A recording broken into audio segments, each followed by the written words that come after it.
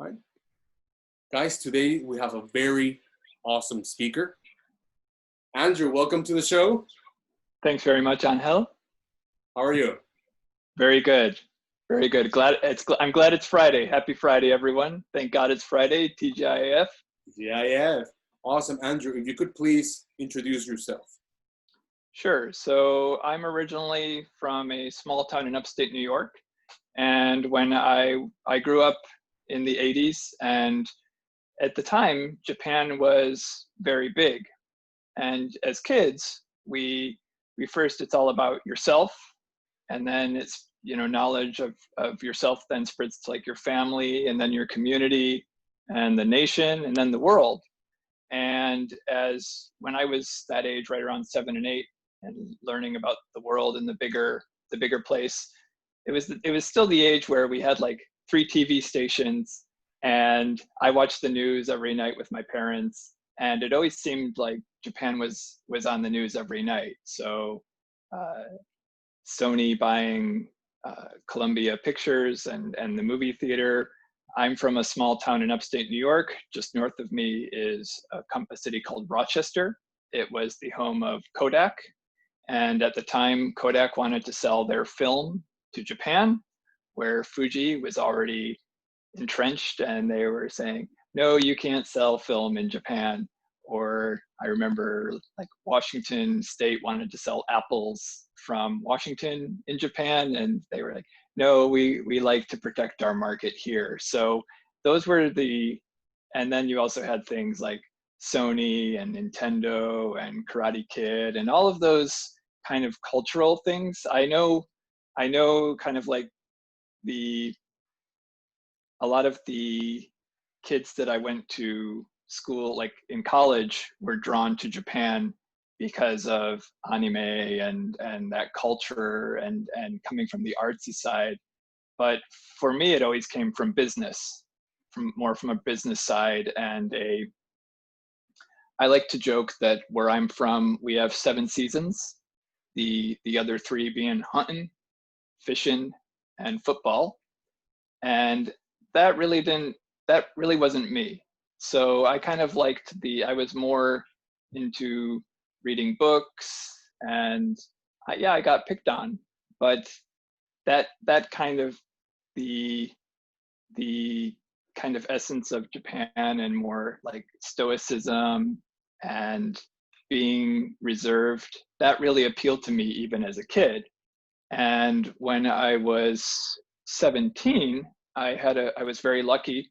My mother saw an advertisement in the local newspaper, for a program that was sponsored by the Tokyo Metropolitan Government. And it was for 10 students from New York State to go to Tokyo, and also Japanese would come. So at the time, the Tokyo Metropolitan Government had a program that they funded through AFS, American Field Service, which is still the oldest foreign exchange program. And so they would fund these scholarships with students from cities or states around the world that had a sister city relationship with Tokyo. So Paris, France, New York State and Tokyo, New South Wales and Tokyo, Jakarta, Indonesia. And it was really cool to have 40, 50 students from all over the world come together, and also have Japanese students go to those cities. And I think at this point in time, with all of the craziness that's going on, unfortunately, that program is no longer continuing, because Tokyo had some budget problems about 10, 15 years back. But one of my goals, a little bit further down the line, is eventually, maybe I can't afford to have 50 students, but if I could eventually do 1 or 2 or a couple or a little bit more, I think that's kind of my way of leading on and giving back, so that they can, because it really changed my life.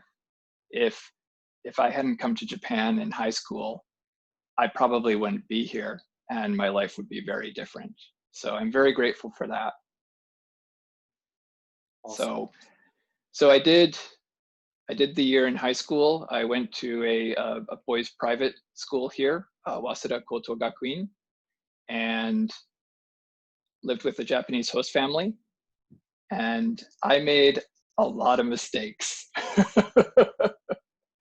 Coming from a very small town, 10,000 people, to Tokyo, I used to joke there were 10,000 people on the morning train. And just Japan is like Pandora's box. Like once I opened it and was here, it was really hard for me to go back to that smaller town in the countryside. So as I did, so I moved back to the US, finished up high school, started university, and as soon as I finished university, I came right back to Tokyo in August of 2002. All right, all right. So Andrew, I arrived in Japan in 2016. Just Uh-huh. how much has Japan changed? So there are a number of ways to look at it, and I call it the change in Japan. I describe as, I don't know if I describe it as like an earthquake or a glacier. And what I mean by that is, if you say like, if you take a look at say change in the US, I always feel that the US is always changing it, but things go like, it's like a pendulum, and when it goes left and right and it swings back and forth, but there is a consistent growth. Some things in Japan change very fast. Buildings go up, stores go and disappear, fashion trends, they change. But other things, as a culture, as a society, things don't always change at the same pace that other countries or other cultures have at the same rate. So what I kind of feel happens is, I describe it as, you get this friction, and then it starts building up in stress and stress and stress and stress. And then one day, whether it's an earthquake or a disaster or a shutdown from a global pandemic, then that's the opportunity that things change. And the change tends to be, I think it gets you closer to where other places are, but in a much shorter period of time. And that's actually a good way of looking at Japan throughout the ages. So I actually studied Japanese history in college, and I've done some other projects related to history while I've been here. And if you think about, say, the Edo period, so 1614 through like 1860s, mid 1860s, of course there were changes, but then once the Meiji Restoration happened and Japan had this opportunity to say, we have an opportunity to create a new government and a new system. And there was actually a group of about 100 diplomats and their secretaries who spent about 3 years going around the world. And so first they went to America, they started in California. They saw like mines and schools and military training grounds and bridges and factories. And they went all the way around the world and looked at, what kinds of governments work or what kinds of systems work. And then when they came back, then they sat down and they said, okay, we like this from Germany, so we'll copy this. And we like this from the UK, so we'll copy this. We like this from America, so we'll copy this. And it was kind of like they often say imitation is the sincerest form of flattery. And then they were able to then kind of make some of those changes in society. And it didn't always go as smoothly as planned. There were wars. Some were successful. Some were successful but didn't have the expected outcome. And there were a lot of cultural changes. And it's interesting.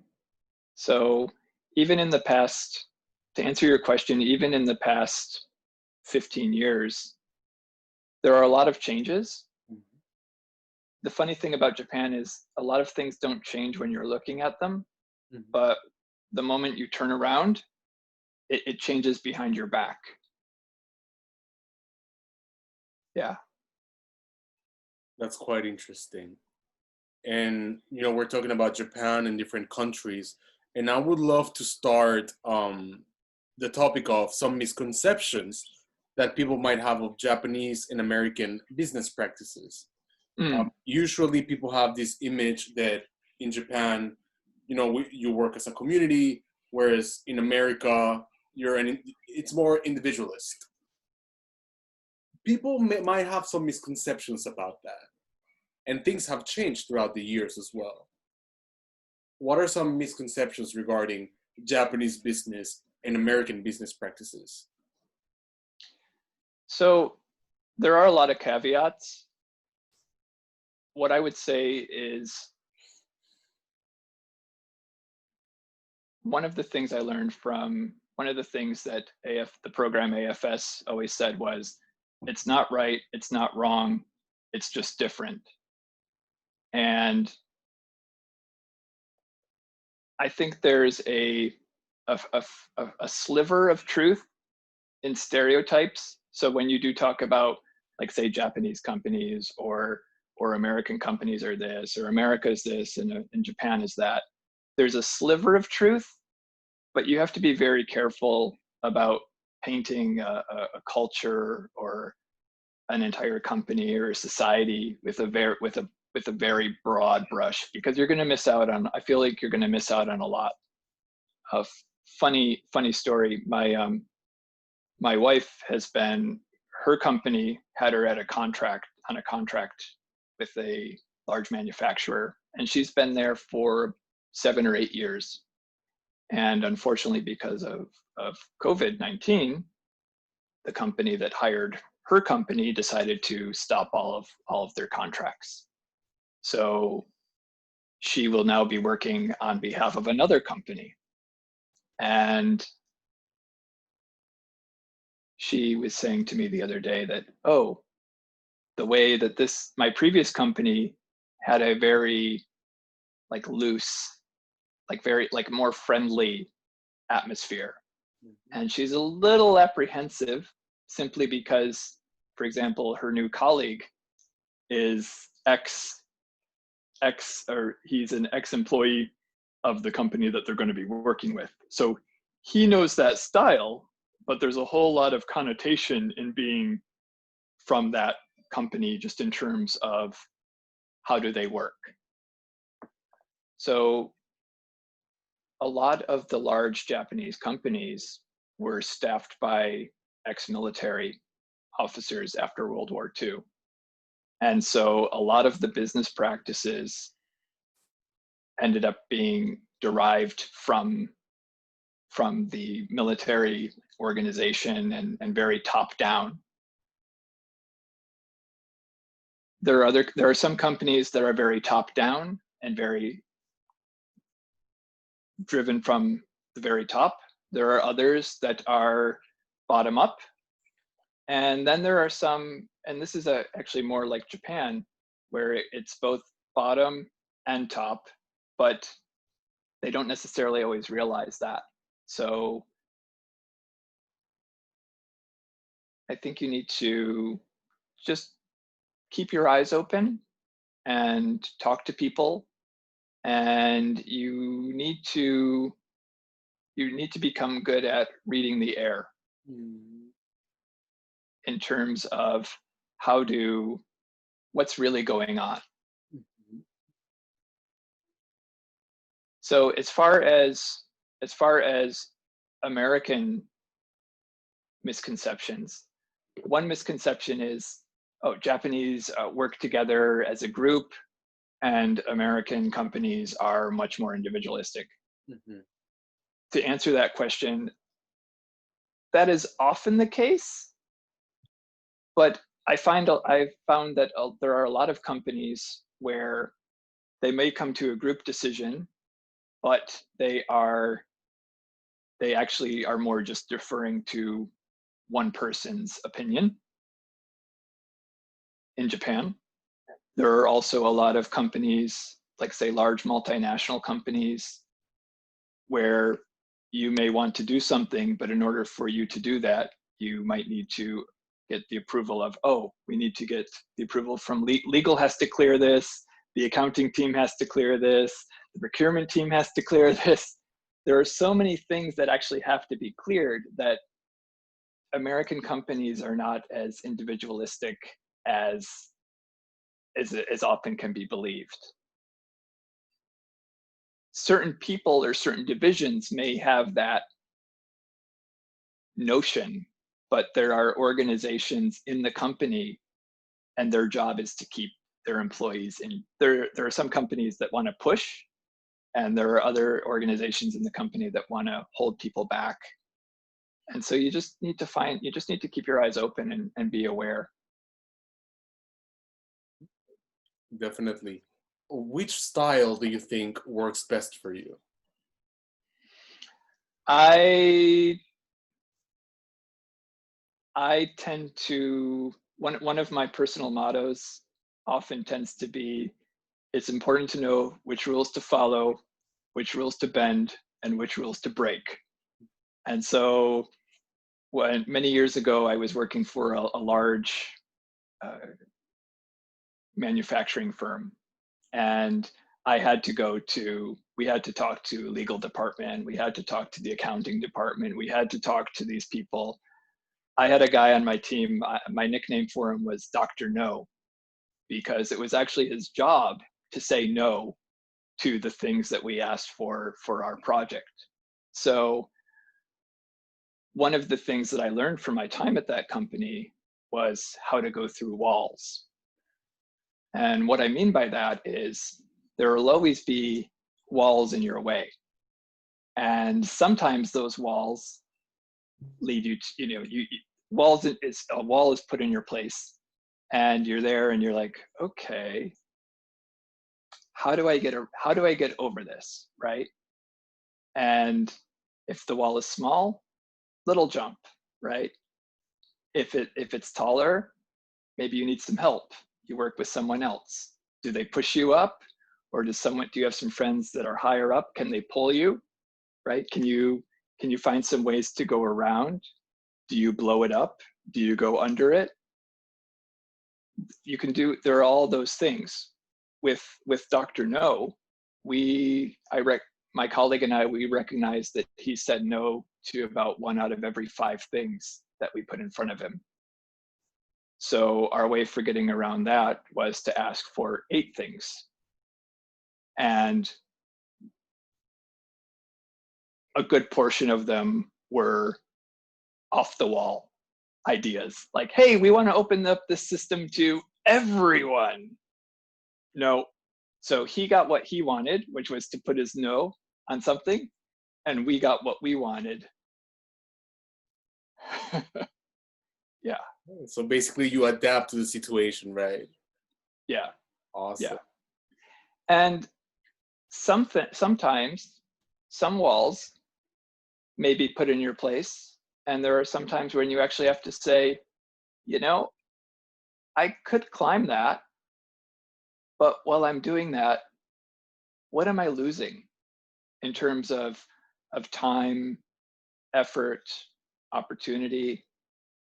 Maybe I'm going to go climb something else. So it's not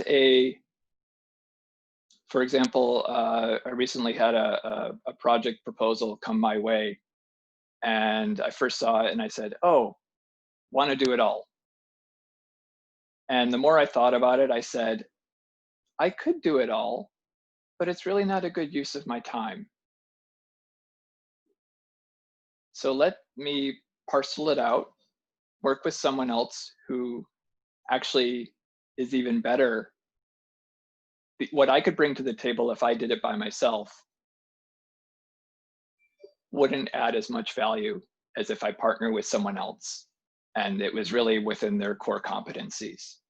So wrote a letter to the client today and said, hey, I can help you with this. I'm talking to this other partner about your project, and I think that's the best way to go. So some walls, sometimes it's good to step away. Yeah. I love it. I love it because I feel like sometimes I do this as well. Like I want to do this, and have so many projects, but I never think about, you know what? I'm just gonna put that to the side. That's a very nice advice. Andrew, oh, by the way, before I ask you this question, guys, we're doing something a little bit different today, and we will have a Q&A session in like 30 minutes. But before that, if you have a question for Andrew, you can type it on the chat, and then I'll read it to him. All right, Andrew. Yeah. Market research. Mm-hmm. Understanding your market. Yeah. How is that important? So I've worked in market research. I've been in sales and marketing my entire life. I was in Boy Scouts as a kid, and I had to sell pizzas so I could go to summer camp for free. And I got on my bicycle and I rode to every single house on my street, which was about 5 miles into town. There's a lot of fields, so not all of it was houses, but I went to every single house and I sold pizzas there. And many years later, people were like, "Oh, I remember when you were so little and you'd come and sell pizzas." But the important thing so when I came to Japan, the first few years I did teaching and I studied Japanese in my spare time, became a translator. I was working at a museum, and with my background in Japanese history, I knew I had a good level of understanding of Japanese history and culture. But after a year or so of doing these translations a couple times a week, I just got really frustrated, and I had a list of pet peeves. One of them was the sentence descriptions that I always translated. The character count was set. It was like Twitter. And it went from, like, a curator would write it, then it would go to the education department that would then go into, that was aimed at kids. And then they would rewrite it and then they'd bring it to me. And often a common example would be like, this painting is by the Japanese artist, blah, blah, blah. It was painted in Taisho 27, and it's painted in the style called Japan, blah, blah, blah. And one of my pet peeves was the word Japan. So I'd get up my red pen and I just go, "We don't need Japan 3 times in a sentence." The other thing was, other examples would be, "This beautiful painting," or "this beautiful," it's like, yeah, it's a museum. Don't be so subjective. Like, don't tell me it's beautiful, tell me why it's beautiful. And the other thing led to the market research project that I did at the museum. And that was the realization that the material that I was translating, it was okay, but it was too high for most. Like, there are levels. If you come to Japan, you don't know history, you don't know language, you don't know who people are, it doesn't matter. So if there's a introductory, an intermediate level, an advanced level, and I was translating intermediate and advanced material, it's too much. So instead of throwing someone in the middle of the pool or into the deep end, give them enough information to trigger their interest. But I often got really, this was another pet peeve, is because the material I was translating went from the education center section, which was aimed at middle school and high school students, and then it came to me and I was writing for adults, there was a big gap. And I said, I'm like, they're foreigners, they're not stupid. So like play, the language needs to be at the right level. So I took a document that was always being translated, and it was multiple pages. It was always being changed because items were moving around. It was 8-point font, black and white paper, no pictures, and people would take it and they never read it. And I know because I watched them. And I said, yeah, I watch these. I watch visitors. They take it, but they never pick it up because it's not interesting. So let's make something that is interesting, educational, and at their level. So I persuaded my boss. I spent a couple weeks doing a survey at the museum, tabulated all the results, and then we started rewriting. And we wrote a section for each room that was permanent, so it did not have to change. And we first published it in English, and we did like 10,000 copies the first print run. We went through 2,000 copies the first weekend. Just a free pamphlet. And it, to the best of my knowledge, they're still using it. They've updated it a little bit, but they're still using it. And they've also translated into, so English, Japanese, Chinese, and Korean. So that was my big contribution while I was there. You know, get the work, like there's work and then there's like stupid work. So like get the stupid work off the table and focus on something that's more important. And I was really happy about that. Another project I was doing when I was at the manufacturing company, we kind of took like a stock market. And so we would ask questions. And in this organization, if you were an engineer, you were like God. But the reality is that maybe the accountant has a good idea. Maybe someone in procurement has a good idea. But how do you create a place where their voice is heard?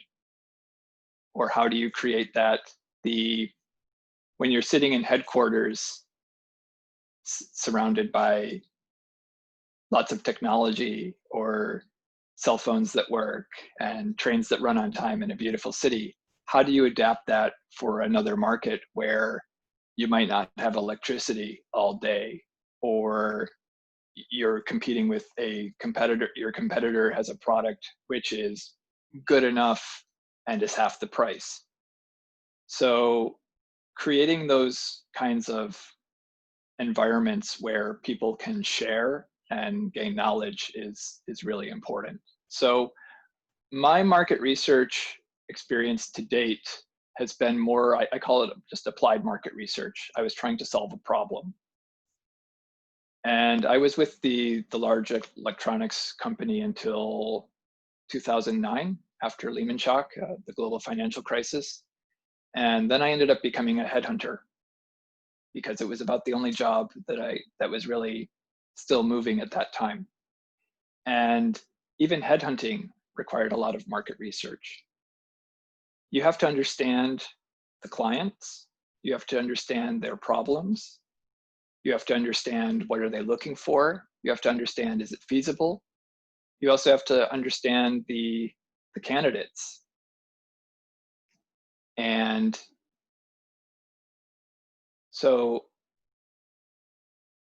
I looked at interviews, like candidate interviews as a headhunter were very similar to a qualitative, an in-depth market research project, because you have to go really deep and understand the candidates' wants and needs. Oh, I want to, I'd have people, how happy are you with your current job? I'm a 10. Why? Because I'm brainwashed. Or that's what they would say, well, that's a good question. I don't know why. Or I'd have someone that says, I want to change my job. Why? because my workplace is now 2 hours away from my house. Okay, that's a valid reason. Or I heard of one candidate. His boss was the owner of a small company, and he loved theater. And he forced his employees to perform plays. No way. Yes.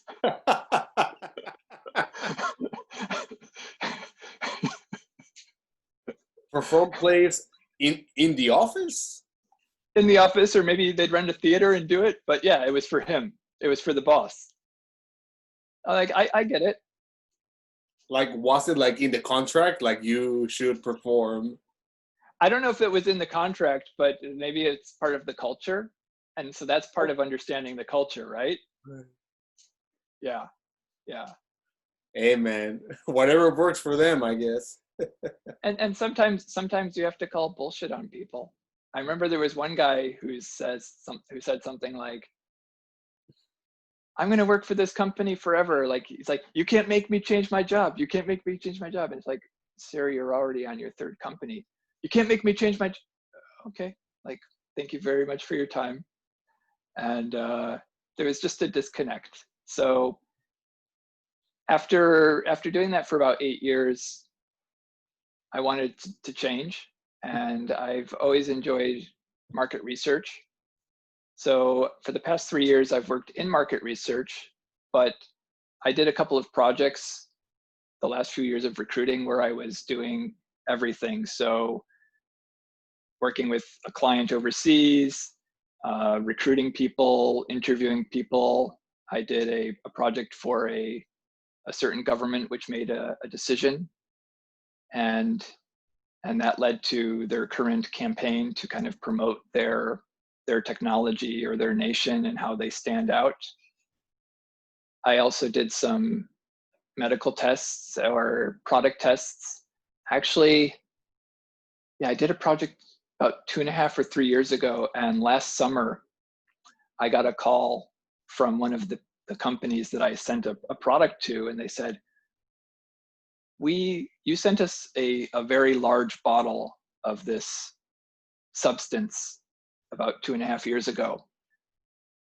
We just finished using it. We loved it. We can't find it anywhere. Can you help us find it? Yeah. So I see market research as a great way to help companies to understand their customers' needs and to solve. You don't just do research for research's sake. You do research to solve a specific problem.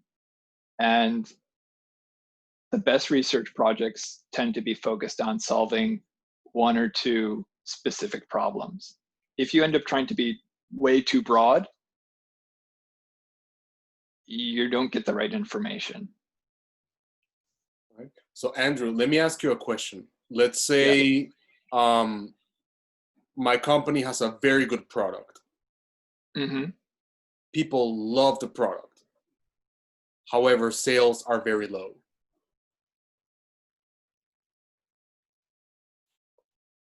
Okay. Mm-hmm. So there are a couple of things. You would definitely need to look at, when you say it's a good product, like, is it a good product in other countries?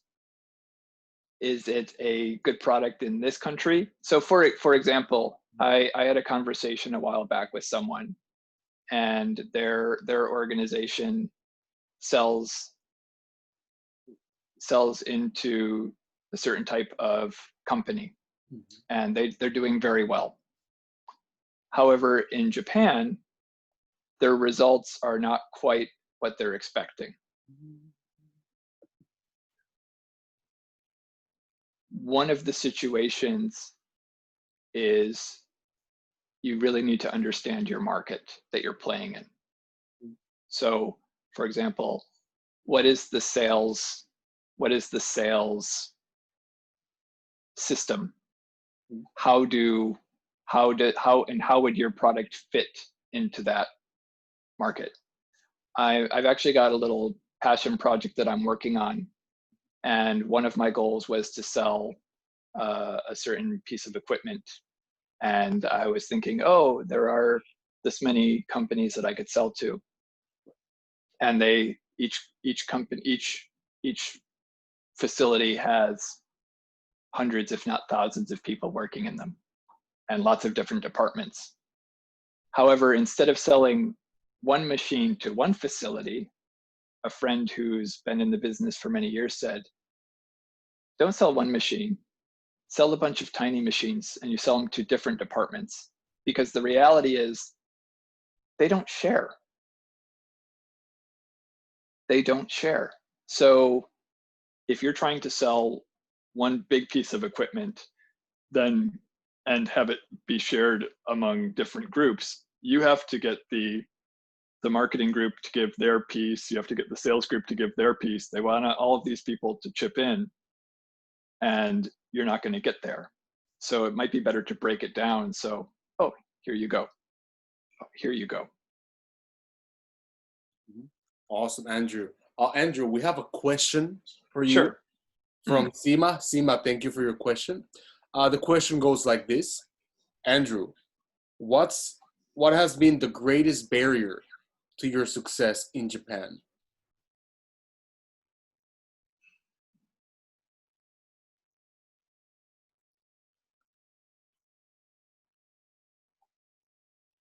It's a good question.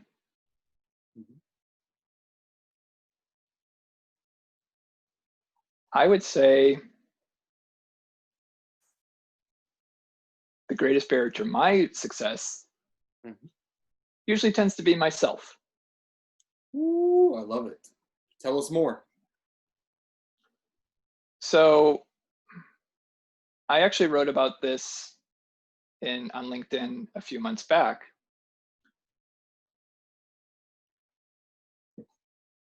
I've always felt I was a little different. And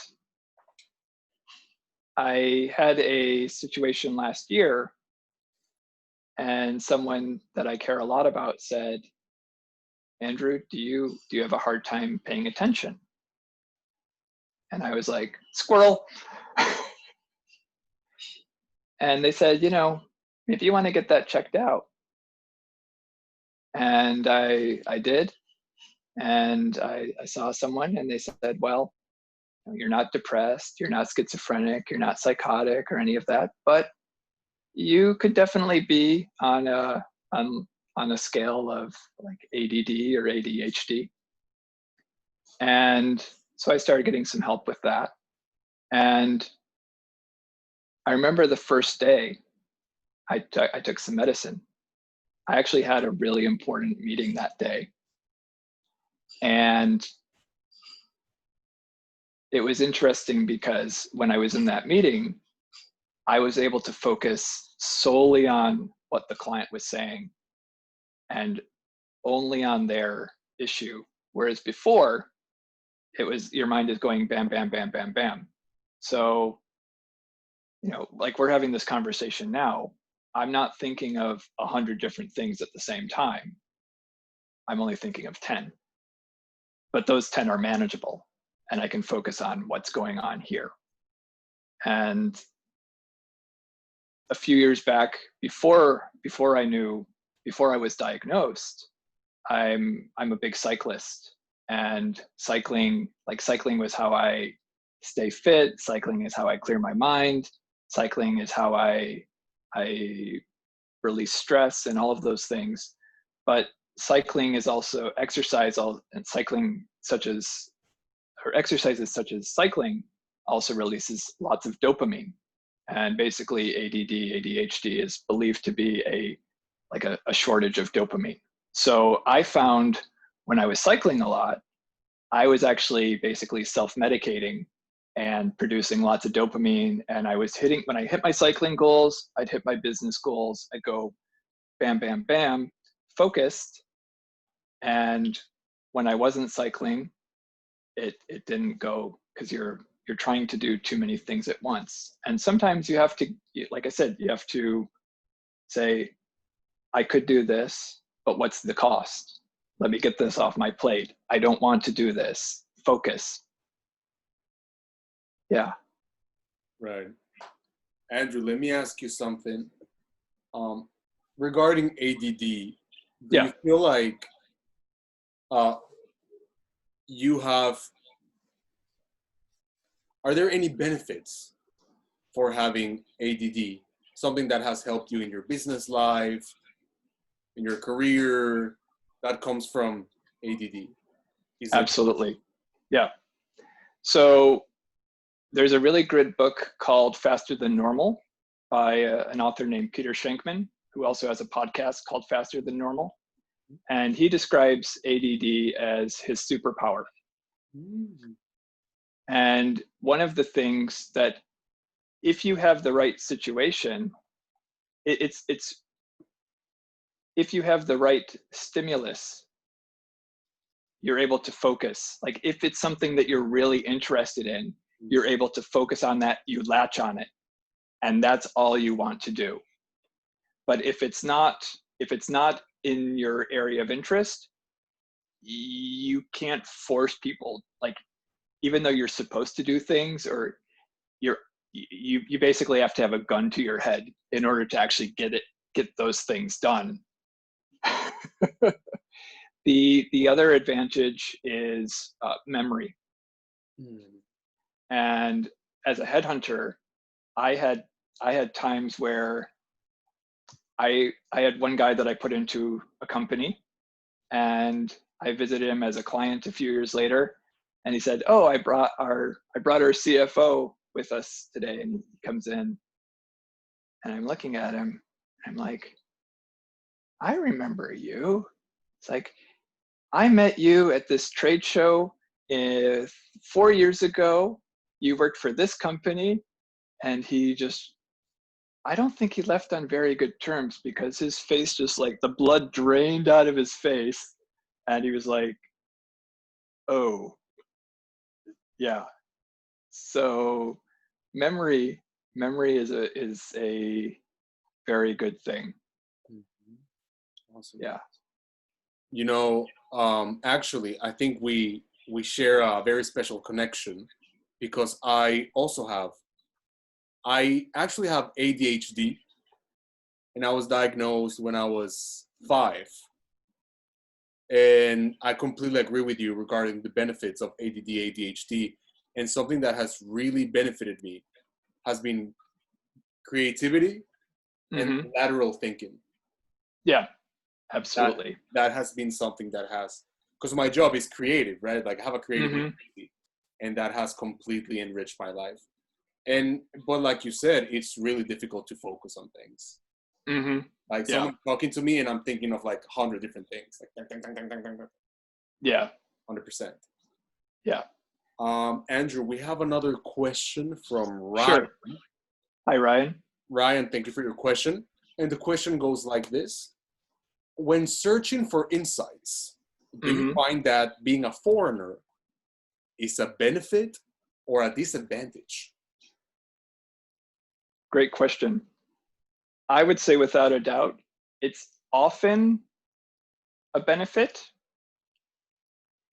So, for example, I think it's important to be 3 things as far as, like, the advantage of being a foreigner. Number 1, you need to be curious. Like, why is this happening? Or like, how do people do things? Or how do people use this? Or where do people go? Or why is this in the market? You also have to be open-minded. It comes down to, again, it's not right, it's not wrong, it's just different. If you come in with this, "Oh, my country's, we're number 1, baby," and like, woo!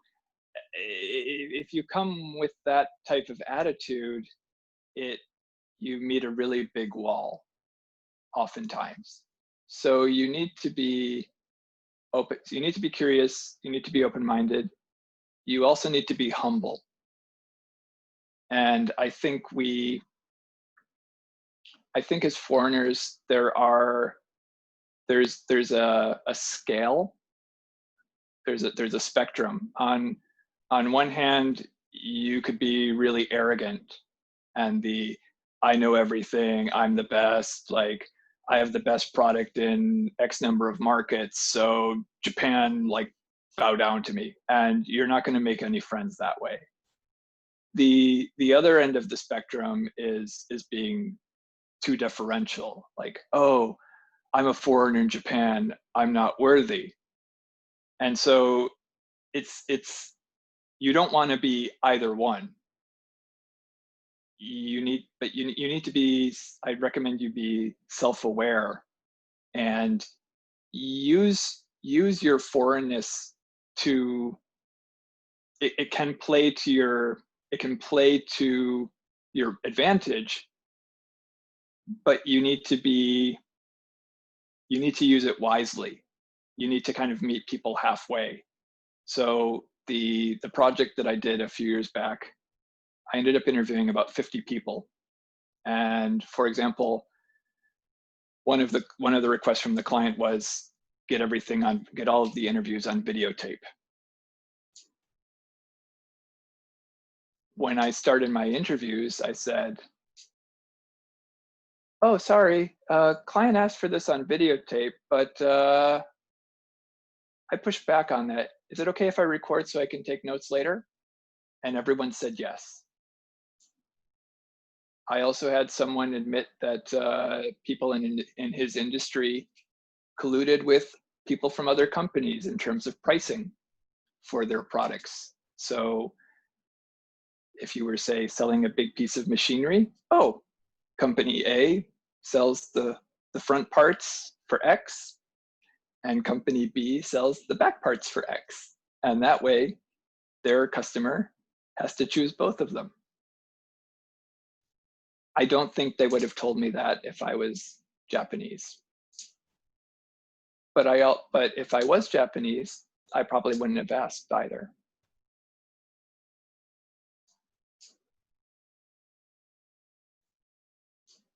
So basically use it to your advantage. That's what you're saying. Generally, but it doesn't always work to your advantage.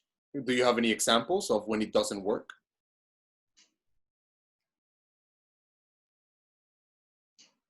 Yeah.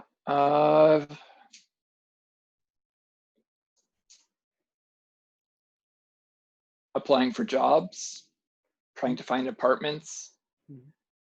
Even after 20 years here and being able to speak the language, I still find that some people treat me like I just got off the plane.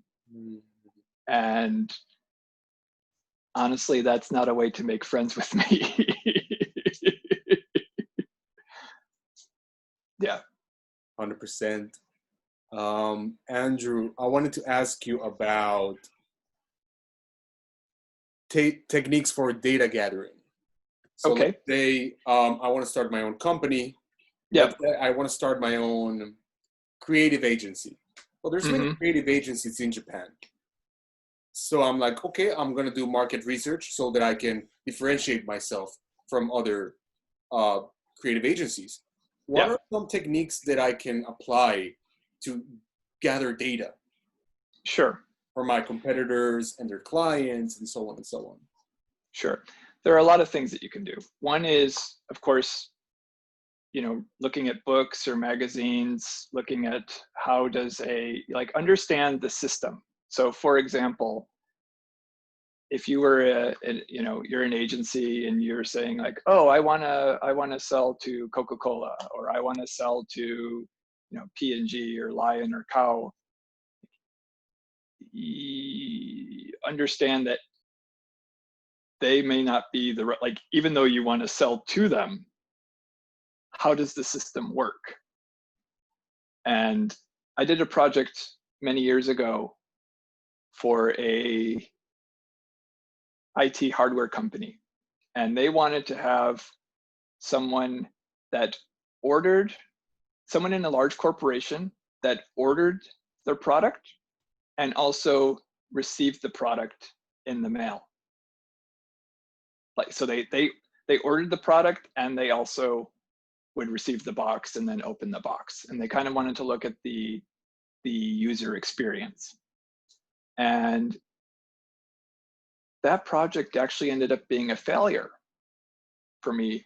We didn't get enough people because it was really, really hard to find someone in a large company that was the same person that ordered it and the same person that would receive it. So you might order it and then maybe you might order it in your own company and then it goes to like a central section and then that order goes out. So you might be ordering, say, 10 pieces of hardware or 50 pieces of hardware at once. And then when it would come in, it would go to that section and they might set it up with security or networking capabilities so that company had a global network. So if you were on their network in Japan, you could actually be on the same network seamlessly in other countries. So that kind of experience was really hard. Someone with that kind of background was really hard to find. Another thing is really important is go to trade shows, look at their website, search LinkedIn, Facebook, Instagram. It depends on the product.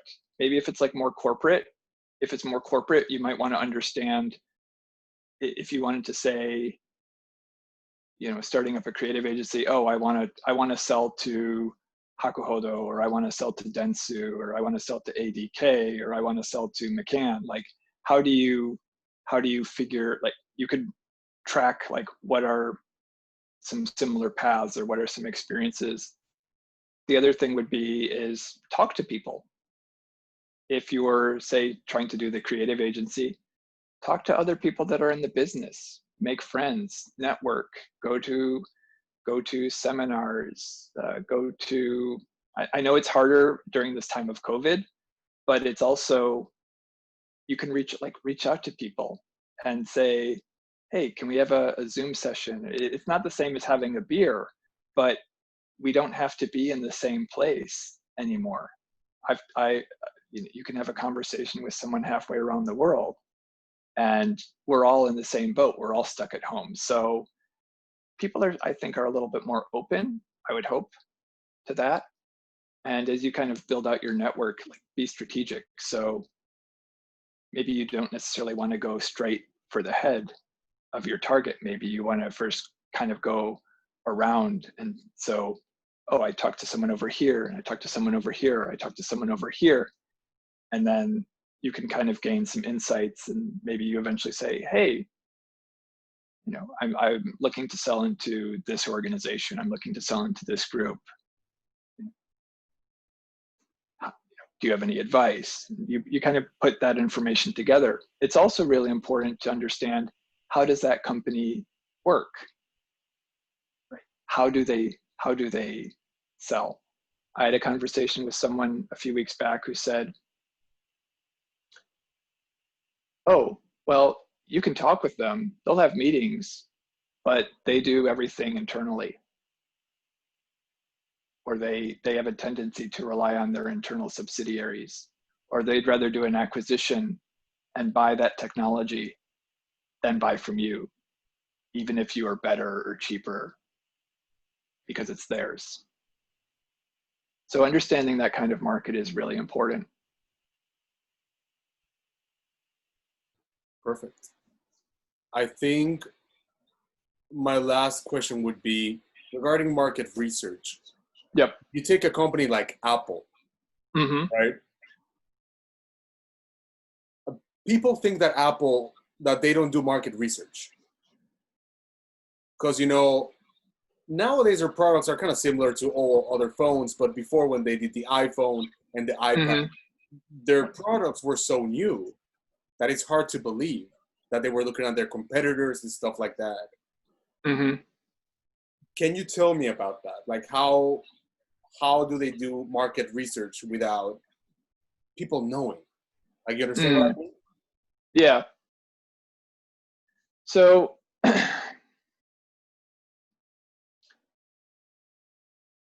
in many ways, I feel like a lot of the Silicon Valley startup culture, while they bring a lot, they've kind of perpetuated this mystery or this aura of like, oh, we didn't do market research, or fail fast and pivot. I had a meeting with someone maybe a year or two ago, and entrepreneurial firm based here in Japan, developing a product, and they raised a good bit of capital for that. And then they went to a specialist consultant, and the consultant crafted he was a legal consultant, so he crafted their service offering in a way that met with Japanese law. And it cost about a quarter of all of the money that they had raised. So I think they raised somewhere around 40 million, and the lawyers cost about 10 million. And the lawyer designed the service to meet Japanese law, but they didn't really design a product that met the needs of their customers and their users in Japan. One of the things that I've become very interested in recently is things like workflow, like process workflow and workflow optimization. And I heard back from a friend a while back,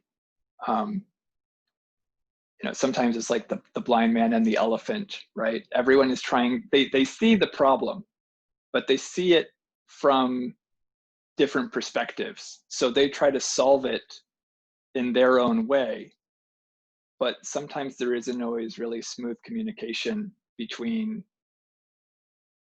the groups. And so if there's no communication, then everyone's trying to solve the problem. The lawyers try to solve the problem through a legal lens.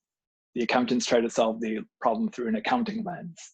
The engineers try to solve it from a technical lens. The salespeople try to solve it from a sales lens. But if they don't talk to each other, they don't understand each person's viewpoint, and they can't really solve that. As far as getting back to the myth of like Apple and like market research, there are a lot of different forms of market research. For say example, someone like Steve, some things are just, first of all, you have to solve a problem.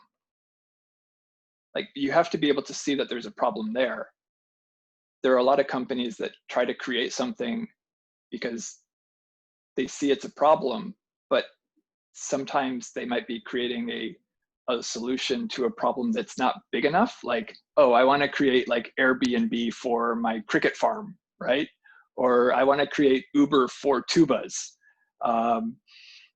It might be your problem, but do enough people share that problem? And can you scale it up without having such a huge cost of acquisition? You might remember, like, say, pets.com, which was one of the big .coms that faded out in the 2000 internet bust. The average amount spent on that a consumer spend would be like $25 or $30. But the cost to get that customer was like $150 or $200. So they spent so much more money getting the clients that it never really paid off. Amazon was running, like, I was in high school when Amazon started, and Amazon was in the red the first few years. And like, why do people sell books? Like, can you make enough money selling books? Well, they started with books, and then they started doing other things, right? And then they took the platform that they developed to do the books and the everything else. And then they said, oh, well, you can run your systems on this, and you have AWS. So it's being that creative and seeing like, how can you scale? So I guess to answer your question, I feel it's a myth that the companies don't do market research. There are a lot of companies now that they get the data, and then they make decisions on that. But for example, if you A/B test, and every day is just an A/B test, and you go down this way, that might be fine for a certain market or a certain application. But if you're trying to do in another market, you might need to kind of start at zero again. You can't just take, oh, we've evolved to here. You can't just bring it down to Japan or another market and expect it to work the same way. All right, Andrew, thank you so much. Perfect. Now we're gonna go to the Q&A session. Sure. Just before that, I wanted to ask you, and I ask all the guest speakers, and the question is, what is the change that you would like to see in the world? So I mentioned this when I talked about how I came to Japan. And I was really lucky to come here when I was 17. And before I had a mind of an adult experience full of different biases and preconceived notions about like what like living as an adult should be, because that really changed your perspective. And I think one of the things that we need, especially now, is communication, open-mindedness, curiosity. Like this, the whole COVID-19 situation is fascinating because on one hand, when borders are shut down and some places are being very nationalistic and protect it, like this is my family or like my community or my nation. So on one hand, the walls are going up, but the other hand, this situation is really highlighting on how connected we are, where the products that we use might be made in another country. And so, oh, if you want this, oh, sorry, we can't fulfill your order because that one part is made here, and if we don't have that part, we can't make it. And so supply chains got broken, right? Like when things started to flare up in February, some of the computer sites I saw were like, oh, well, the factories are closed, so this factory being closed will affect the production and shipment date for this product, so you might want to move on. It's weird how this shows that we're all connected and that need for interconnection, but there's also these barriers. So I would hope that people can continue to stay curious and open-minded and kind of share those experiences so that we don't lose, like we can bring down those barriers. And I often say, like, I'm from Earth, because we're all here and it's all unified. So it doesn't really matter where you're from. Like, oh, I'm from Earth too. Now we have something in common, where it's not so confrontational. Oh, you're Christian, you're Muslim, you're Chinese, you're French. Like, it's, oh, we're all in the same planet. We're all connected. I love it, Andrew. Thank you so much. And then let's go to our Q&A session. Sure. Let's start with William's question. William, take it away.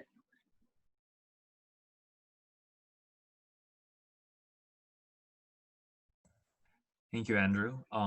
It's great to hear another Rochester accent. Rochester as well. So Awesome. Um, yeah, so I have a couple questions here. Part of it, I guess, they're somewhat related from a cultural perspective. My first one was, what would you say is the way to earn trust from any businesses here in Japan, or just the overall issue of trust in international communications here? Hmm. Uh, as I struggle to discern the difference between their honne and tatemae, Mm. what they Yeah. say or thinking, Yeah.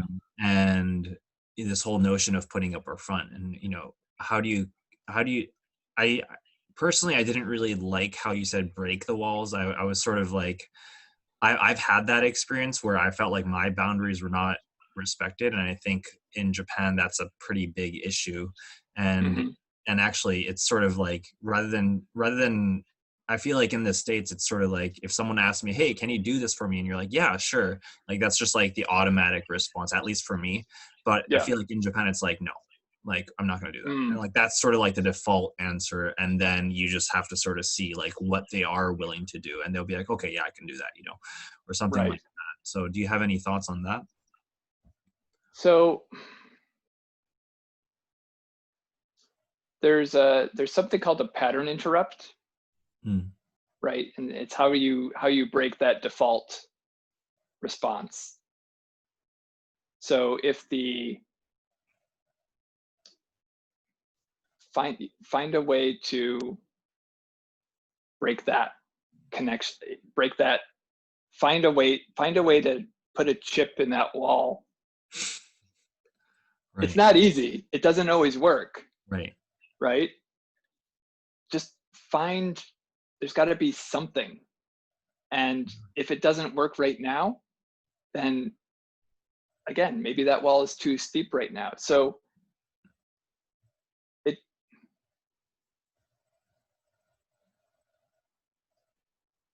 there are some times where I think it's really important to be like the rifle and be aimed at a single target. And then there Mm, are times when it's like a shotgun approach is more mm, important.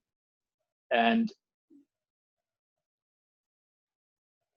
part of the experience, and I'm still learning too, man, is when do you use which tool, right? right. Sometimes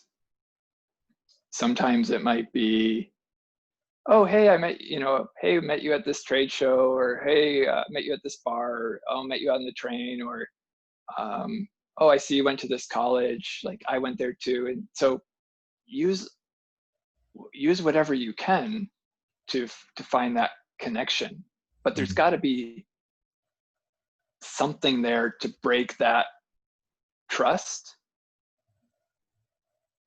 Or like break the Yeah. wall that's causing the trust to not form, you mean? Yeah. Yeah, yeah. And I um don't think it's not always easy. It takes it's funny. I know a company, we often say about Japan, like it takes 3 times longer, 3 times more money, 3 times more expensive than you think it will. And I was talking with a friend last year who actually set up their company in Japan, and they're in a very regulated business. So he was talking with his boss a few years back, and like, yeah, you got to go get this company set up in Japan. The boss is like, how long should that take? About 6 months.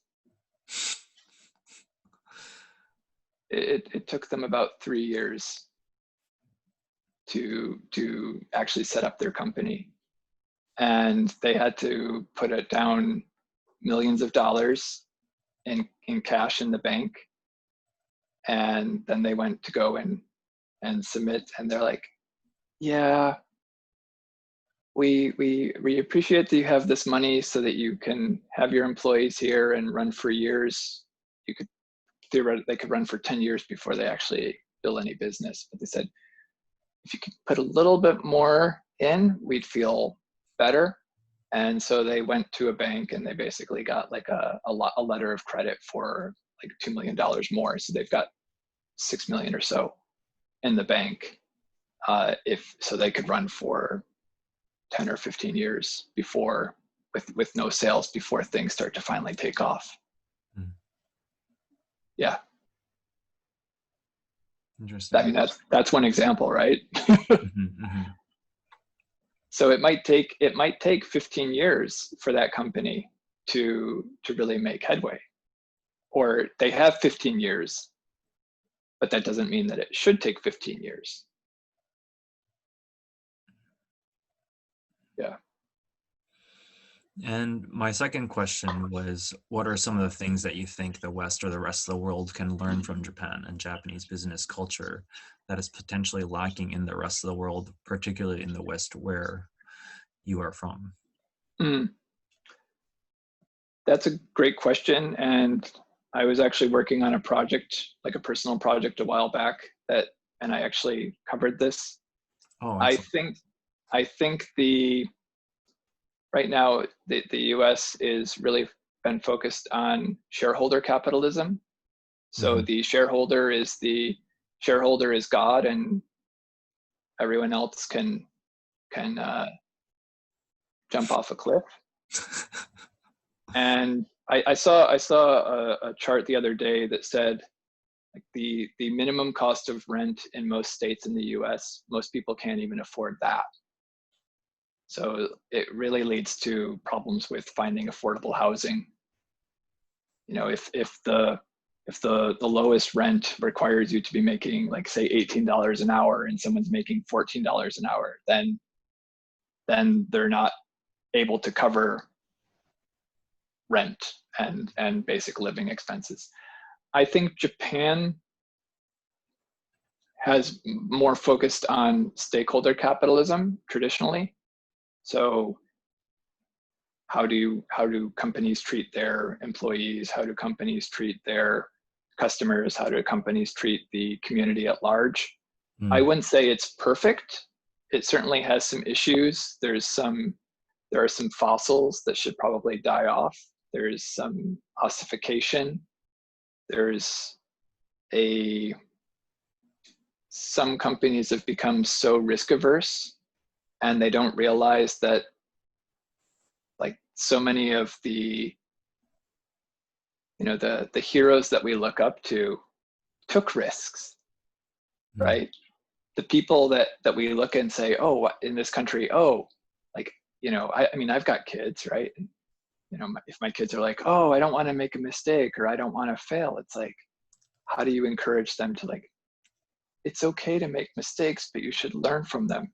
Or, like, if you don't make mistakes, you can't, if you don't make mistakes, or if you don't try, then you won't make mistakes, but you won't succeed either. So it's a battle. Like, how do you motivate your kids without Mm. yeah.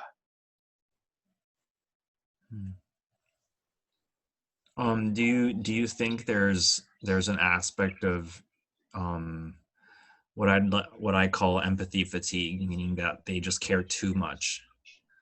It's like, we want to make sure everyone's, okay, and and that the risk, basically it just, it's just like a car engine that, you don't want to put it in for repairs, because the moment you do that, it might take 5 years to replace the whole car, because they realize, Yeah. every part has a fault in it or something. And then they're like, okay, well, let's just kind of keep it under the rug until it really is, it's like, this is the absolute limit. We cannot, we have to replace the whole system. Yeah. I think that's kind of happening actually during this COVID-19 situation. And I really do think it was a social engine that just absolutely had to stop. But at the same time, it's just like the price that was paid, especially in Japan, it just seems so astronomical. Yeah. At the same time, as you were talking about the Meiji Restoration, is, once Japan is like, yep, we're not going in that direction, we're switching, it's like everyone is like, yep, that sounds good. And then, it's just like an entire tide switch just overnight, Yeah. Yeah. So So when it does, resistant to change, and many times resistant, like, does secretly desire but outwardly resistant to change for so long, Hmm. But once that finally comes, then bam, bam, bam, bam, bam. Right. Yeah. Yeah. It's like a positive domino effect that seems to happen. So, but do you There's think a that's lot of, something that the West could learn from the, or, just the rest of the world, like just how structured and orderly this is, even if it's, even if the whole perfectionism thing goes to such an extent where the price of the seeming price that, the society is paying for it seems to completely outweigh the costs. Do you think is that like almost like a virtue that's worth struggling for, or do you think it's just something that is too ingrained in the culture that needs to, should change, more flexibility, more open-mindedness? well, I wouldn't say Japan is the most open-minded. I'd say that Asian overall, Asia tends to be a little bit more like social and more close knit. So if there's this relationship with the government. So if the government says shut down, like we shut down. I mean, there's more of this. You do something for me, and I do something for you. Like I pay your taxes, and you provide this. Mm-hmm.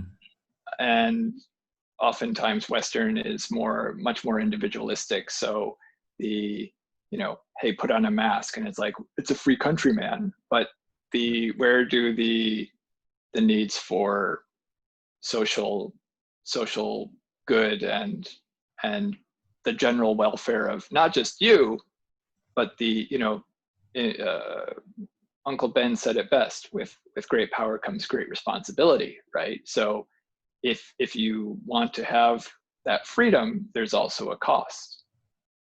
And if you're going to, I think the importance of take care of people in general, like it's not just about you, but it's for the people around you, or the Mm-hmm. people that you love. Will people learn? I wish I could be optimistic, but I think it's too early to call. Mm-hmm. Angel, I just, because there are no questions popping up in chat, I do have another quick thing that I would like to ask, if that's okay. I want your permission first because, yeah. Yeah, that's Hal? completely okay. We do have a couple more questions from other people. Okay. But yeah, if you could ask it real quick. Yeah, real quick. So do you feel like America, or I guess, I'm half American, as you probably know. So do you think America has more of like a win at any cost kind of mindset, whereas Japan has more of like a cooperate at whatever cost mindset?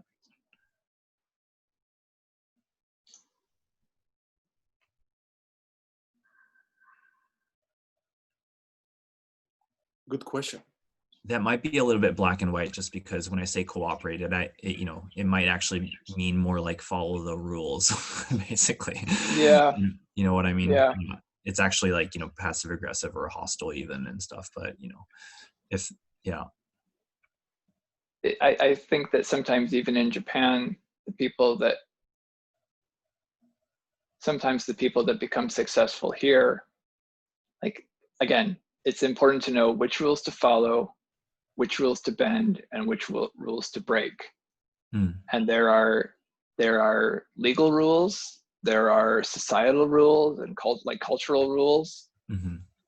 So it's not just like the law, right? But I had a client many years ago who said, who's your I was like, who's your biggest competition? And do you know what he said? No idea himself. I don't know. Or the society. The status quo. Right. So the biggest competition was not some other company with a similar product or anything. It was the existing technology that was on the market, or actually not on the market. This is in Japan? This was a European company that was selling an electronic product in Japan that would go into other things. Right. Yeah. Thank you. Thanks, William. William, thank you as always for your insightful questions. Let's go to our next question from Herb. Herb? Hi. The floor is yours. Yeah, I can hear you, Herb. Okay, my name's Herb, and I'm from Albany, New York. I can barely hear you, Herb. Yeah. Sorry. Herb, I'm from Albany, New York, originally. Oh, from Albany. Okay. I went to SUNY Albany. Oh, okay, great. So you know the area. That's where I'm from. Yeah. I live Yeah. about, oh, I would say maybe a 20-minute, maybe maybe a half-hour walk from the campus. Where Okay. down near where the plaza. Yep. I live downtown Oh, okay. on the downtown campus. Yeah. So near Alumni right Quad. in that area is where I live, where I grew up. Okay. I used to go to Mahar's. Oh, no. Mahar's. It's been a long time since I've been there. Okay. Well, me too. But yeah. All the bars have gone that I used to Yep. have it frequent when I was younger. And now I live in central Japan, a place called Matsumoto. Okay. Okay. I've been there. Yeah. Great place. I like Matsumoto. I have a house here, I have a family. And, I'm going to spend the rest of my life here. My question is, when you do marketing, how much of the research is domestic as opposed to how much is international? And have you had any interesting experiences trying to, what's the right word here, integrate Japanese culture into other countries like in Europe or in China or East Asia? Have you had any interesting experiences with that? And how does that affect your research? Share that. And I'm going to shut my mic off now so there's no feedback. Okay. So Herb, for the past 3 years, I worked with some agencies, and most of my work was either working for foreign companies that were looking to come into Japan. Actually, I left my previous firm in January, took some time off in February, and as COVID started to ramp up, I decided that instead of trying to find a job in a very crowded market, that as an ex-headhunter I'd realized would be a very, very tough call, I decided to start my own company in April, and I now work with other partners around the world. One firm that I'm working with right now is Response AI, which is a AI and automation-based market research tool, which started in Prague in the Czech Republic in 2016 as a spin-off from a traditional market research firm.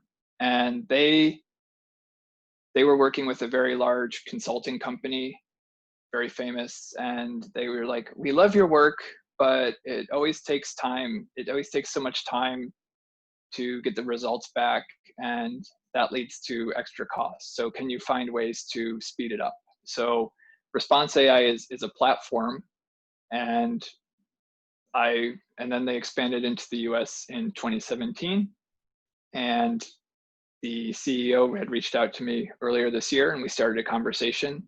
And as COVID started to heat up, I eventually said, hey, I want to work. I really like you guys. I like your technology. I like everything that I've heard. Let's find a way that I can help you expand in Asia. So right now I'm still building my business, but there are no walls in terms of like region. So with COVID, I can, if I want to have a conversation with, say, related to sales in Japan, I can do that. If I want to talk to someone in Singapore or Germany or the United States or the UK, I can reach out. And so there are no walls in terms of opportunity. Like there is no shortage of opportunities. And I'm actually really excited because we work with brands, agencies, consulting firms, startups to help provide faster and more affordable market research. So in this, we actually just signed a partnership with one of my friend's companies. He does a lot of marketing in the travel and tourism industry in Asia. And his clients are trying to figure out do we, as we look to reopen our markets, do we, if we put these things in place, will our customers come, or do we need to hold off on a little bit? Or, what do they need to feel safe? Or what kind of price point is good for them? Or what kind of services? How can, there are all of these really important questions happening now because so many things are changing. How we shop, how we learn, how we entertain ourselves, where do we go? What do we buy? This is a really bad time. Like Brooks Brothers just declared bankruptcy, right? Chuck E. Cheese has declared bankruptcy. GNC has declared bankruptcy. There are so many firms that are having to really change their business model. And so I always say, a little bit of research goes a long way. So before you drop billions of dollars on your new marketing plan, test it. Yeah. Does that answer your question? Yeah, that's actually what you just said kind of gave me. I always wondered why companies, I do kind of understand why they focus on Tokyo and Osaka because of the population there. But I always thought it'd be a lot lower cost of entry if they focus more on these smaller markets in central Japan and maybe Nagoya and that area. Because I remember Burger King came to Japan once, and they poured all this money to Tokyo, and they were gone in less than a year. I remember. And I thought they just tried putting a few test restaurants in central Japan and try to test out the market that way. They might have been more successful. Have you ever thought about moving more inland, or is everything focused on Tokyo? That's a really good question. Personally, I've been dreaming about having a nice place where I can sit outside with a little fire pit and have a nice whiskey or a glass of wine and listen to some music or play guitar after work, not being surrounded by little concrete boxes like I am now. But I also have to think about my kids and how do they have school and how do they get ahead. This will create opportunities for them, but I also need to keep the wife happy. So I love Matsumoto. I actually did a bike ride from Fuji City, went up to Matsumoto, and then went up to Chino, and then did the Venus line, and then went up to Niigata, and did that over 2 days. And those last 20 kilometers or so of tunnels heading into Niigata were the scariest thing I've ever done in my life. Never again. I never got that far north of Niigata, but I've been on the Venus line quite a few times. The Venus line is nice. Beautiful. Absolutely. Thanks, Herb. Stargazing. Okay, thank you. Thank you very much. All right, Herb, thank you so much. Let's do 2 more questions. Seema.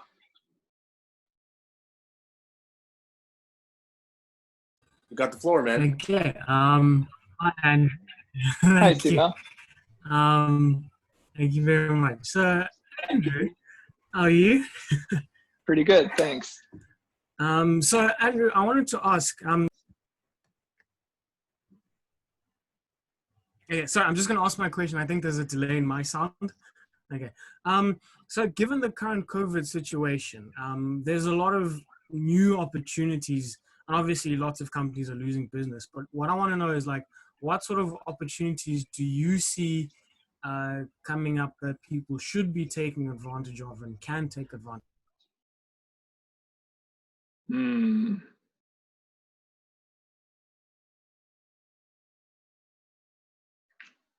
That's a really good question, Seema.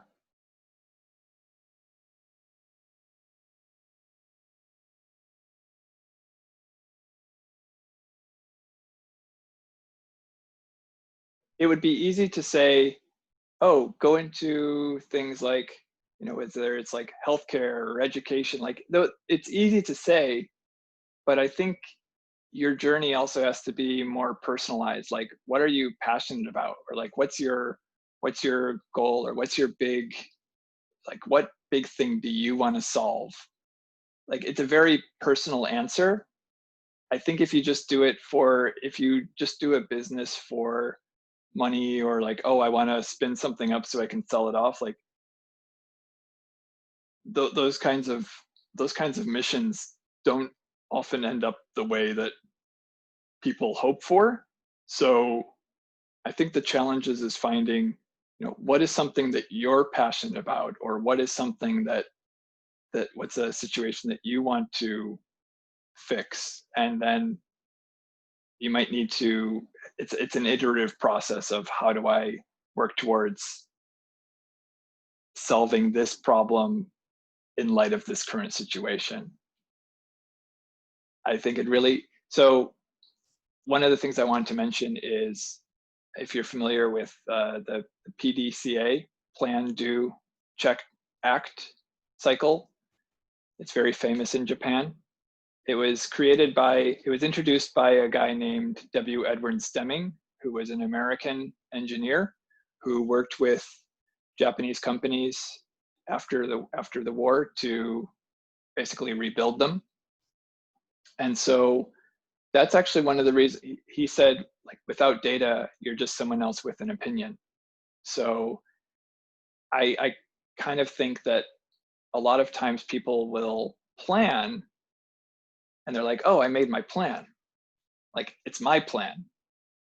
Or like, I made my company's plan. But part of that is also, you have to think about, where are your competitors? Where are your customers? What are substitutes? You have to think about all of those things and how it will impact you. So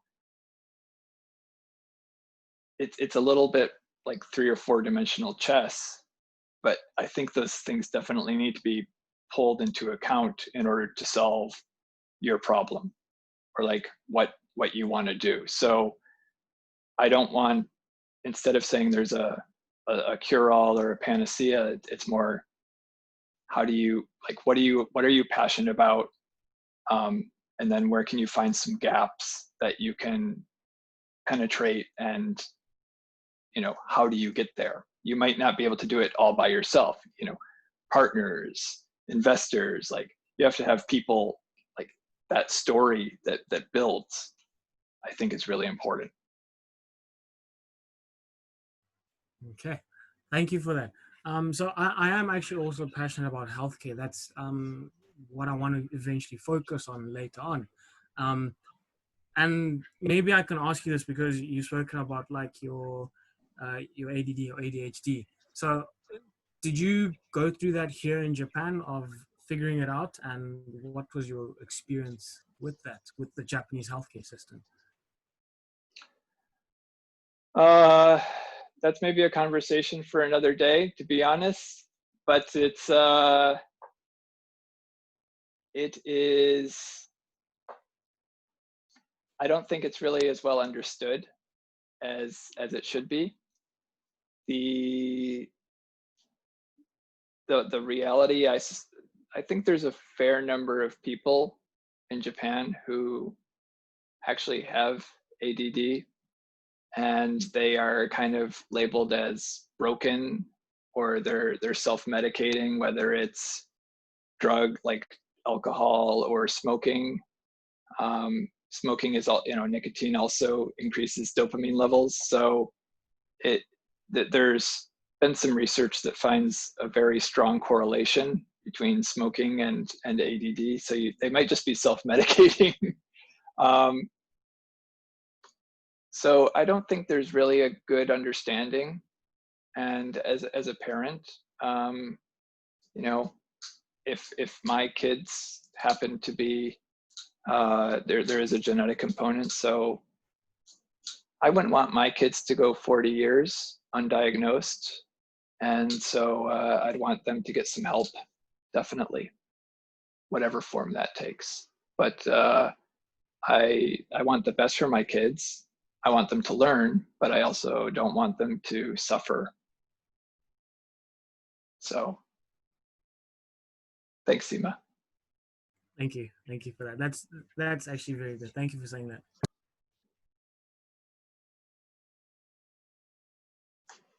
All right, that is perfect. We're actually out of time. Let's do just one more question. William, would you like to ask the last question?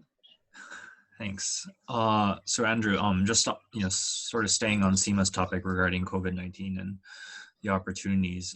It sounded very much like you were saying, rather than being opportunistic, so to speak, focus more on like your own internal values, which I think is really fantastic. I guess my question was more. My question is actually more related to international markets specifically, meaning obviously travel and various other industries have been heavily impacted as a result of COVID. And however, it does kind of make me wonder whether, as a result of everything having, to move on to things like Zoom meetings and so on and so forth, do you think that actually might help international businesses flourish more in Japan as a result of potentially some of these barriers coming down, because there's less of a tolerance for bureaucratic friction, so to speak? It's funny you mentioned friction. One of my phrases I say all the time is, where there's friction, there's opportunity. Right. Yeah. Just got to add some oil. Yeah. So maybe this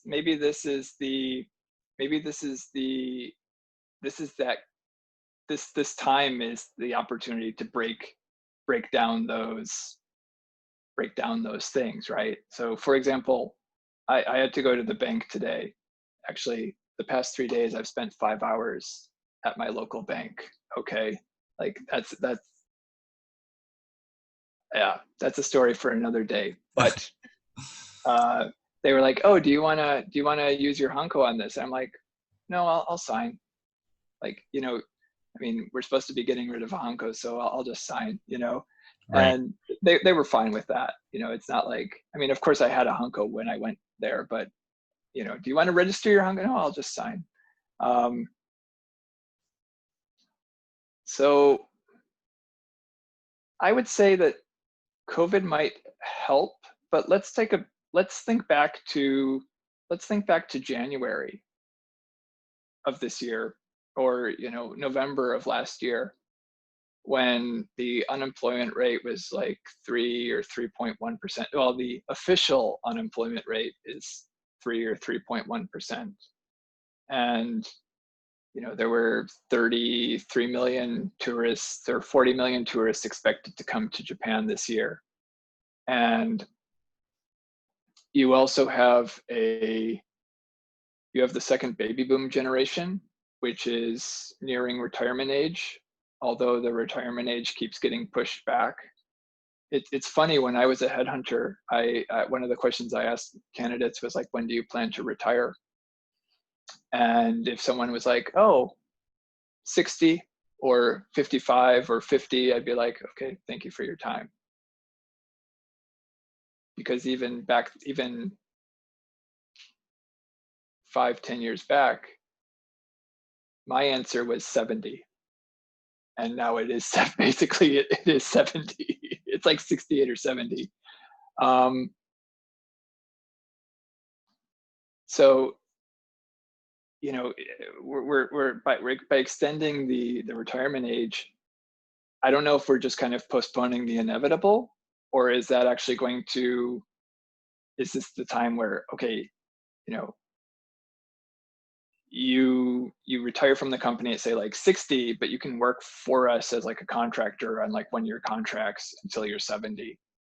But we're actually going to take your role and we're going to give it to like the next generation. I don't know, like there will be companies that will do that. There will be companies that try to hold on. There will be companies that clean house. There's a lot of different answers, I think.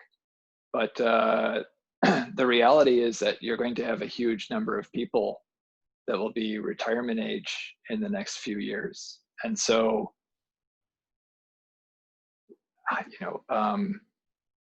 like manufacturing companies losing their key engineers, whether it's through retirement or through, you know, natural causes.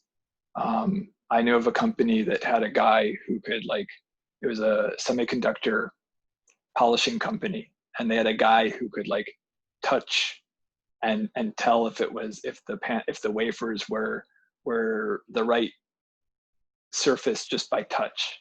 And unfortunately, one day he passed away, and they had to spend millions of dollars to develop like a laser-based system to replace his fingers, because you couldn't just throw someone else at it. You know, it was a real it was a real unique gift that they had. So I think the international opportunities will be more. This could also be great opportunities for things like 3D printing, because if you're dependent on a supply chain, or if you're dependent on a very unique or complex supply chain, and, you know, how can we develop these parts? This could be great for science, technology, engineering, and math, right? STEM projects for kids, like programming or design. There's lots of opportunities here. I don't know where this is going to go yet. Right. Well, I mean, I was more concerned not like regarding like specific industries, but more just the hurdle, so to speak, coming down, because, you know, people, you know, it's just like, it's kind of like a system overload that's happened, right? This whole COVID thing. It's like, we got to shut this whole thing down because it's just not working anymore. And I'm kind of wondering, as a result of that, do you think the bar to entry, or, you know, tolerance towards international businesses and so on and so forth will increase because they're like, you know, we got to figure something out, rather than being like, I don't want to deal with it. Let the engine run until it, you know, completely breaks, that kind of attitude, which I feel like you know, even me as a Japanese, you know, I have a Japanese mother, has experience, is there, you know, just kind of like brushing off of problems kind of mentality, you know, rather than being like, let's figure out how to actually make this work, because it's so dysfunctional to the point where it's just not serving anyone anymore, and we gotta figure something out. So I would say you have to look at the different systems and who are the stakeholders and who are the players. The general populace is one, companies are another, and there are going to be people among general populace who want things to change and want to push. There will be companies and entrepreneurs and businesses that want to change. And then there will be the politicians and the bureaucrats.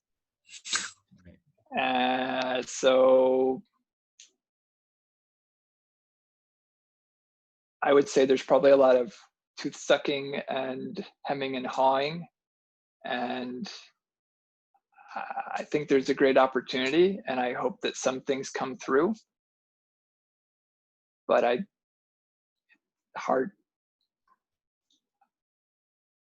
think some changes don't happen until there's a gun at someone's head. Or a katana. Yeah.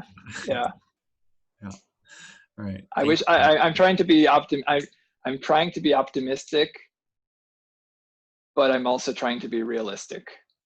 Well, I think if anything, it's sort of my pessimism has come to the point where it's like I'm kind of forced to be optimistic. It's like, well, it totally is dysfunctional, and it's never going to work the way that it used to anymore. So we got to figure something out. And that actually, it's like kind of like accepting the defeat has allowed this door to open, you know?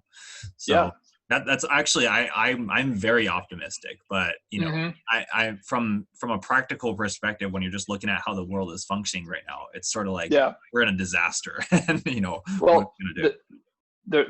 There is a step to these kinds of global situations. There's there's a denial. There's like a denial. Oh, it's you know, it's nothing, or like I can brush it off, and then something changes. I think for Japan, losing some of the entertainers, some of the actors and comedians has been a big, like, that made it real. Right. And And, you know, I think recently Japan has just become a little bit complacent in terms of, I mean, we, you know, if we're having the numbers that we're having now, 3 months ago, we'd still be on lockdown, right? I don't really know how much has changed, but anyhow. Yeah, I mean, I was gonna say, it just sound, not to go too overboard here, but it's just like, it just sounds like we were in a society that was addicted and traumatized and didn't know how to stop. So I do have hope, but I think the restart might take longer than we expect, because it's like we're installing a new system on a computer that's too old or something. So. Do you know how many computers in Japan are still running Windows 3.1? I'm not even familiar with that operating system. I'm born in 87, so I think the earliest ones I know are like Windows 95, which I think I started on. So 3.1 is I'm not even. Yeah, there's a lot of computers that are still running on like old programs like XP and right. Yeah. Anyhow. Yeah. Thank you very much. I appreciate it. Thanks, William. Awesome. Thank you, William. That was the last question. Andrew, where can people connect with you? I'm on LinkedIn, and I am on Facebook. However, I recently deleted Facebook from my phone and iPad, so I'm not really, it was actually the best thing I did recently was delete those, and I'm not really so interested in, you know, every time you click a like, it's like a little dopamine boost, and I don't need that. So LinkedIn is the best place. So I look forward to connecting with you there. All right.